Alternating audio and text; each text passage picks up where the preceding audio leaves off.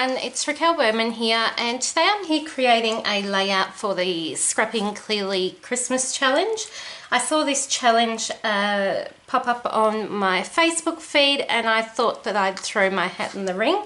So you have to, for this challenge, draw inspiration off a DT member from Scrapping Clearly, and I've chosen this layout by Lauren. She also has a YouTube channel where I think she shared this process video, so I'll be sure to try to remember to link it below.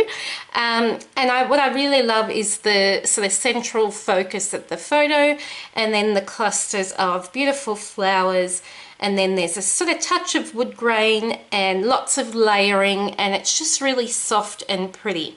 So my thoughts were, we have to use products that are available in the Scrapping Clearly store. So I do have the exact same collection from Cocoa Vanilla Studio. This is Endless Summer, and I've created lots of videos using this on my channel already. So I've grabbed those out. In particular, I've grabbed out the floral because I do want to use that same floral image. And then what I've also grabbed out is some of the Bohemian Dream chipboard, and then the embellishments from the collection as well. So there was some puffy stickers and some wood pieces which Lauren did use in hers, so I thought I'd try and incorporate some wood grain touches to the page. I think they're meant to be enamel shapes, but they're not in their packet anymore. I've got some flare and then ephemera pieces. So I'm going to work on an 8.5 by 11 size layout. My cluster of embellishments won't be, I'm thinking, in the center, but will be to the top of the page. And I do want to add my journaling as well, but I'm going to work on sort of building a nice pretty floral cluster design there. I also have cut files which were I noticed that Lauren used in her layout as well, which are just white. She's left them basically as white die cut shapes. So I grabbed out ones that I'd cut previously, and these are Cocoa Vanilla cut files as well.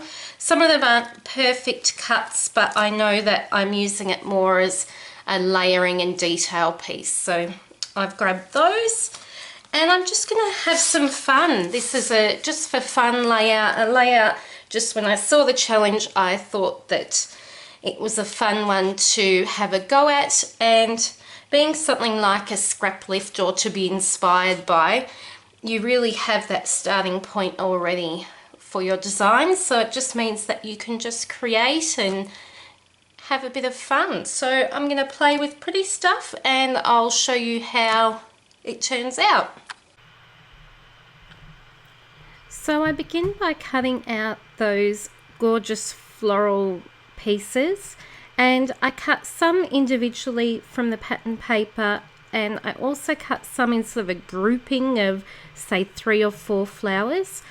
I don't put you through watching me fussy cut all of those out because it did take some time. So in a moment you'll see us move forward and I will have cut out a whole pile of those papers. Now I used this wood grain design for matting my photo. It was the same one that Lauren used in her layout, and I did like that sort of touch that sort of complements the other wood veneer pieces that are added to the page. I also really wanted to use this pink paper that she had used as a background on her layout, and to compromise with making sure that my layout still remained my style, I thought I'll use it as a border piece on a white background, because that's the kind of background I love creating with the most, as you may have noticed already. So I'm just going and looking and seeing how I might arrange the floral pieces. I sort of have arranged them really to either side of the photo. I didn't sort of go behind, sort of towards the top and bottom of the photo like Lauren did on her layout, but just more to either side. I think because I'm working as well with an 8.5 by 11, I had to be mindful of not making that sort of area too busy, because it was going to end up being quite a top heavy layout because it is at the top of the page as well. So I just go through and I made a right mess of my desk when I was creating this layout. So I had the ephemera sprawled out, I had those die cut pieces from the cut from the Cameo spread out, and I had all the veneer, and I was just seeing what could work. So I was just having a good play with all of the I haven't mentioned about my story yet, so I always try and mention what I'm scrapbooking, and normally I do that at the start. So this photo is of my little girl, as you can tell, and on this particular day, and definitely for most of this year, she dresses herself, but she's also started to choose her own clothing. So on this particular day, she come out and she had this cute little dress on, which she grabbed from her wardrobe, and to get it from her wardrobe, she actually has to pull, I think she pulls her rocking horse over to get the stuff that's hanging up. So she'd done that. She pulled on a headband over her head, which had gorgeous floral little flowers, except she'd put it on sort of that boho style looking way, so it wasn't under her hair, it was sitting on top of her hair at the back. And then she had a backpack on, and she was going to pretend to play schools outside. So she packed her drink bottle, the works, and she was standing at the door, and I'm like, oh my goodness, you need to just let me grab some photos of you because you look adorable. So that's where this photo is from. And in my journaling, which I added to the page, typewritten as usual, I just spoke about how she dressed herself and, you know, how she looked so adorable. And I took a few photos, but this one was one of my favorites that I'd taken. So that's the story behind this page, and I haven't done a lot more to the actual layout. I've added some machine stitching around the edge just to frame because of that border, and I'm adding some veneer and bits and pieces. Because I've got a lot of white space on the right of my photo, I have added in a couple of ephemera pieces. One's a tab that says love, and I've put that at the top right.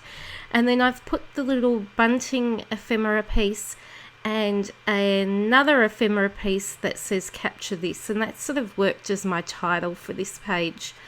I do add some wood veneer pieces in as well. So I add in 2 of the wood veneer hearts. Because this collection is a summer collection, a lot of them were more directed towards summer style photos, and I just felt like they weren't going to work. But I do end up using one of the wood buttons down the bottom. As you can see, I've sort of placed it there, but I will adhere it down properly underneath my journaling. And my journaling with that wood button, and then the cluster to the left and the right, will form that triangle that I try and create on my pages just to make sure that they are balanced. I do add some gold mist, but I end up, and I did that earlier in the process, and I ended up covering half of it. So I was like, oh my goodness, why did I bother? But anyway, it is there. It's just under all of those layers. And that's pretty much the layout. So I do slow down the filming in a moment just to show you sort of close-up look at the detail and dimension, because I do add a lot of foam adhesive just to raise up all of those bits and pieces. I thought that arrow looked a bit boho-like, so I've added that in, or tribal-like, so I have added that at the bottom of the journaling. And then I'm going to leave you with an image of my layout, an image of Lauren's layout that I definitely drew inspiration from for the creation of this, and then some close-up images of my finished layout. So thanks so much for watching. Thanks Lauren for the inspiration. Thanks Scrapping Clearly for a great Christmas competition, and I hope you've enjoyed this, and I'll see you all soon. Bye everyone.